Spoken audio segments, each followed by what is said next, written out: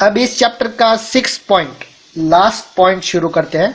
Nationalism and imperialism, राष्ट्रवाद और साम्राज्यवाद। By the last quarter of 19th century तक नेशनलिज्म का वो आइडियलिस्टिक लिबरल डेमोक्रेटिक स्वभाव नहीं रहा था जो फर्स्ट हाफ में था। अब nationalism become a narrow creed with limited ends बन चुका था। इस बीच के दौर में नेशनलिस्ट ग्रुप एक दूसरे के प्रति इनटॉलरेंट होते गए और लड़ने के लिए हमेशा तैयार रहते थे। साथ ही मेजर यूरोपियन पावर्स ने भी अपने इंपेरियलिस्ट एम की प्राप्ति के लिए अधीन लोगों की नेशनलिस्ट आकांक्षाओं का इस्तेमाल किया था। 1871 के बाद यूरोप में सीरियस नेशनलिस्ट टेंशन का सोर्स बाल्कन्स एरिया था। इस रीजियन में जियोग्राफिकल एंड एथनिक वेरिएशन थे।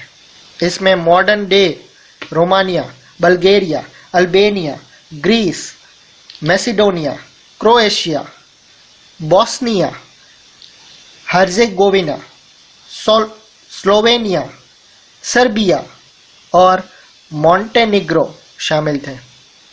रीजियन के निवासियों को आमतौर पर स्लाव कहा जाता था।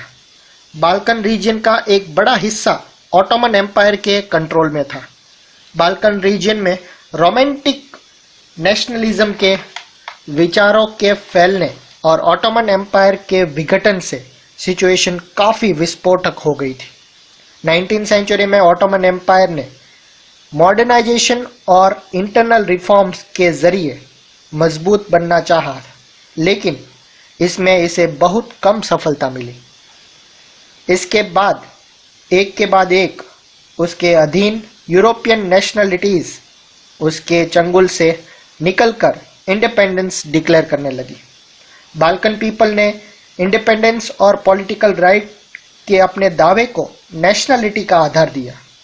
उन्होंने हिस्ट्री का इस्तेमाल ये साबित करने के लिए किया कि वो कभी इंडिपेंडेंट थे, लेकिन सब्सिक्वेंटली फॉरेन पावर्स ने उन्हें अधीन कर दिया। हैंस बाल्कन रीजन के रिबेलियस नेशनलिटीज ने अपने स्ट्रगल्स को लंबे टाइम से खोई आज़ादी को वापस पाने के प्रयासों में आखिरकार देख ही लिया। जैसे जैसे डिफरेंट स्लाव नेशनलिटीज ने अपनी पहचान और इंडिपेंडेंस की परिभाषा तय करने की कोशिश की, बाल्कन रीजन गहरे टकराव का एरिया बन गया था। बाल्कन स्टेट्स एक दूसरे से भारी ईर्ष्या करते थे और हर स्टेट अपने लिए ज़्यादा से ज़्यादा एरिया कवर करने की उम्मीद रखता था। सिचुएशंस और ज़्यादा कॉम्प्लिकेटेड इसलिए हो गई क्योंकि बाल्कन रीजन में बिग पावर्स के बीच प्रतिस्पर्धा, कंपटीशन होने लगी। इस टाइम यूरोपियन पावर्स के बीच ट्रेड एंड कॉलोनीज के साथ नेवल एंड मिलिट्री ताकत के लिए कंपटीशन खुलकर सामने आई।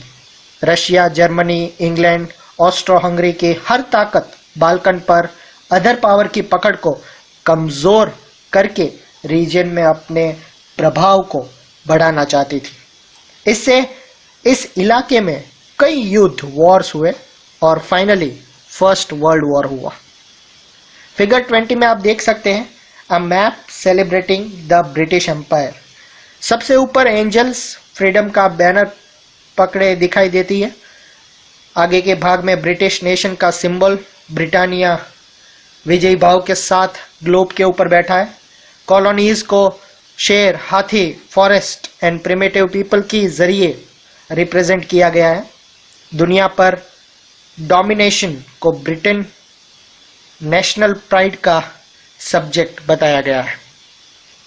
इंपीरियलिज्म से जुड़कर नेशनलिज्म 1914 में यूरोप को डिजास्टर की ओर ले गया, लेकिन इस बीच वर्ल्ड के कई कंट्रीज ने, जिनका 19th सेंचुरी में यूरोपियन पावर्स ने कॉलोनाइज किया था, इंपीरियल डोमिनेशन का विरोध करने लगे। हर तरफ जो एंटी इंपीरियल मूवमेंट हुई इस अर्थ में नेशनलिस्ट थे कि वो सभी इंडिपेंडेंट नेशन स्टेट का निर्माण करने के लिए वो स्ट्रगल कर रहे थे, सबको इंडिपेंडेंस दिलाने के लिए। वो सभी एक कलेक्टिव नेशनल यूनिटी की फीलिंग से प्रेरित थे, जो इंपेरियलिज्म विरोधी प्रोसेस से उभरी थी। नेशनलिज्म के यूरोपियन आइडियाज कहीं और नहीं दोहराए गए, क्योंकि हर जगह लोगों ने अपनी तरह का स्पेसिफिक वैरायटी ऑफ नेशनलिज्म विकसित किया था। मगर ये आइडियाज कि सोसाइटीज नेशन स्टेट में ऑर्गेनाइज करना चाहिए, अब ये नेचुरल एंड यूनिवर्सल मान लिया गया है कि ये जो आइडियाज़ हैं सभी कंट्रीज़ को इंपीरियलिज्म साम्राज्यवाद से दूर करके नेशनलिज्म, उसे राष्ट्रवाद, एक नेशन, सबको एक इंडिपेंडेंट नेशन बना दिया जाए। तो ये सोच आज यूनिवर्सल सोच बन गई है। सो थैंक यू स्टूडेंट, ये थी आपकी हिस्ट्री का चैप्टर 1। तो आई होप आपको पसंद आया होगा। चैप्टर तो बहुत बड़ा था, लेकिन फिर भी हमने ख़त्म कर लिया है, डोंट वरी। और अगर आपको ऐसे ही वीडियोस हम तो बनाते रहेंगे, आप बस सब्सक्राइब और कमेंट करना मत भूलिएगा। Thank you.